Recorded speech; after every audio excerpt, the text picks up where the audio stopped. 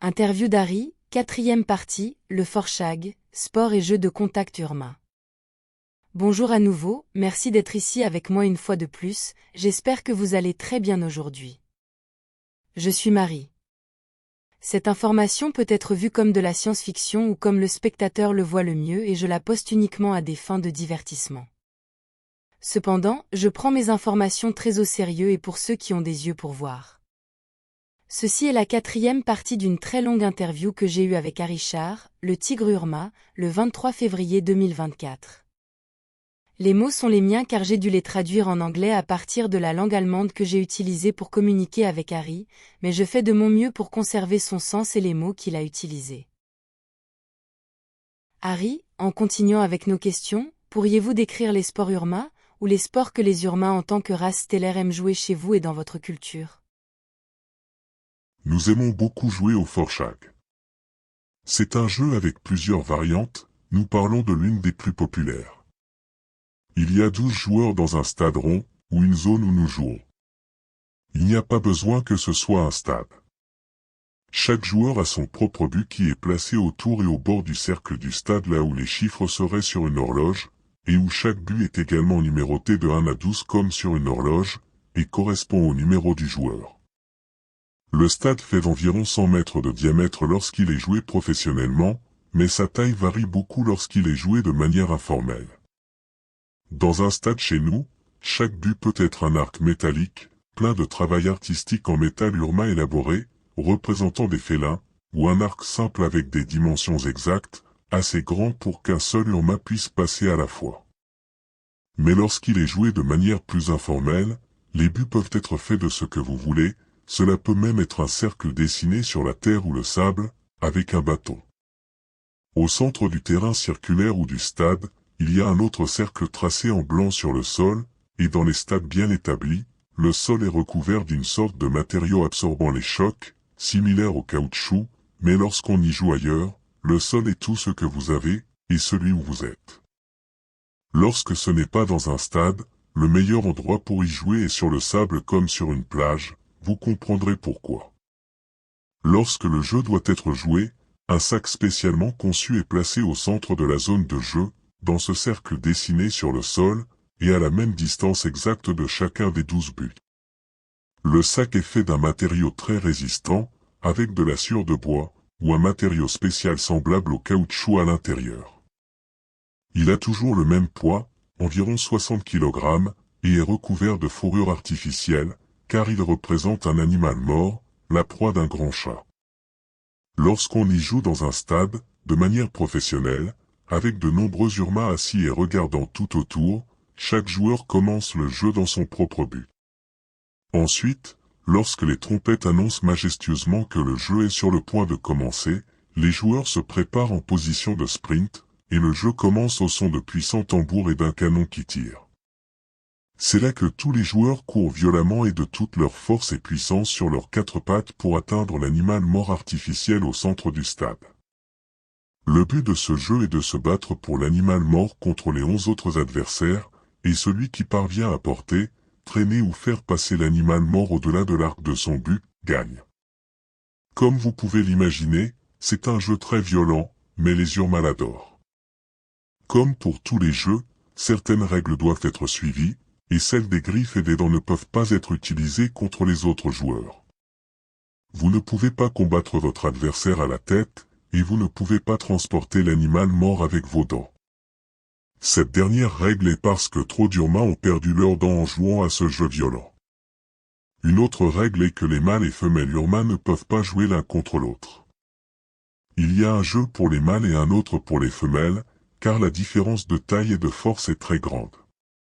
Une autre règle est que les sous-espèces Urma ne peuvent pas jouer les unes contre les autres, pour la même raison pour laquelle les mâles et les femelles ne peuvent pas non plus, en raison de la différence de taille et de puissance.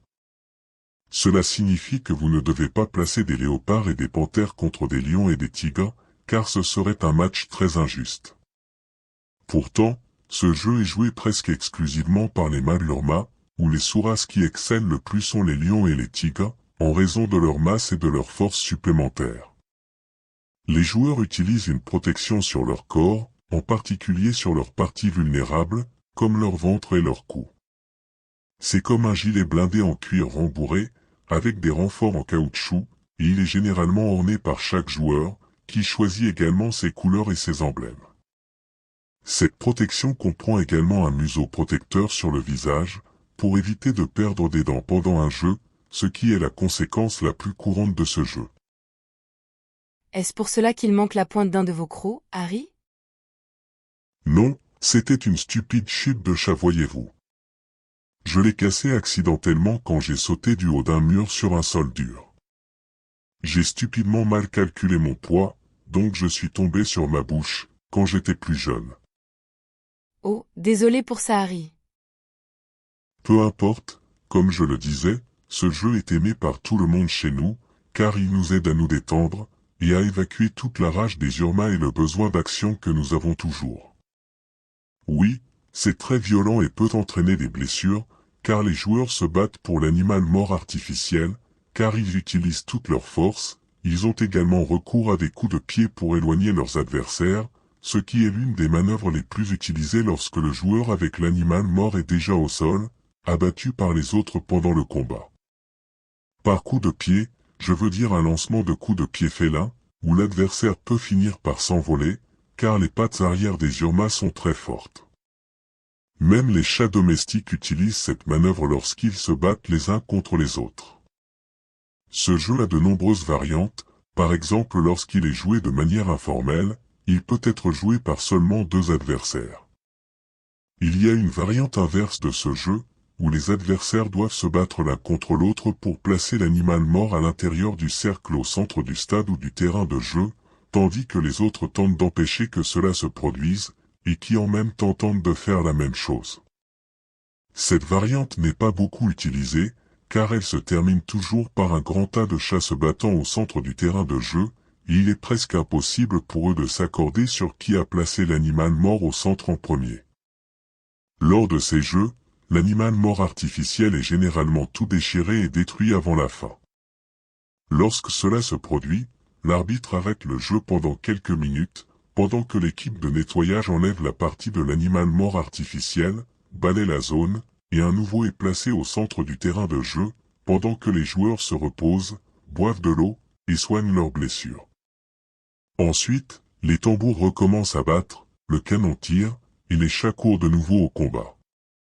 Il y a des championnats élaborés pour ce jeu, et c'est le plus populaire dans notre culture. Et comme vous vous en doutez, la plupart des joueurs finissent à l'hôpital après la fin du jeu. Il y a un autre jeu amusant auquel les Urma jouent beaucoup, mais celui-ci n'a pas de vrais spectateurs, et c'est aussi une variante de celui-ci. Il se joue en plein air, dans une zone forestière, où 2 équipes se battent l'une contre l'autre, pour trouver l'animal artificiel caché par les arbitres, et encore une fois, ils doivent réussir à utiliser leur intelligence et leur force pour trouver l'animal mort, puis le ramener à leur but sans que l'autre équipe ne le soupçonne, ou ne le trouve directement. C'est la variante en équipe de ce jeu, et pour beaucoup d'Urma, c'est beaucoup plus amusant que le premier brutal. Il y a aussi une variante, où il y a de nombreux animaux morts artificiels cachés autour du terrain de jeu dans les bois, généralement 12. Les joueurs ont un temps limité pour en trouver autant que possible, et les emmener à leurs objectifs, tandis que l'autre équipe essaie de les leur prendre, en combattant, avec beaucoup de travail d'équipe et de stratégie. Ce qui inclut la tromperie, les actions trompeuses, et les faux animaux morts qu'ils peuvent fabriquer avec ce qu'ils peuvent trouver, comme une bûche de taille similaire, tout pour dissuader l'autre équipe d'accumuler suffisamment d'animaux morts dans leur but. Quand le temps est écoulé, l'équipe avec le plus d'animaux morts dans son but, remporte le trophée de la meilleure équipe de chasseurs. Merci Harry d'avoir décrit certains des jeux Urma les plus populaires. Il y aura bientôt une nouvelle interview d'Harry. Nous continuerons à discuter d'autres sujets de son point de vue félin. Ce sera tout pour aujourd'hui. Merci d'avoir regardé ma vidéo, et d'avoir liké, partagé, et de vous être abonné, j'apprécie beaucoup, et j'espère vous revoir ici la prochaine fois. Prenez soin de vous. Avec beaucoup d'amour, votre amie, Marie Soiroux.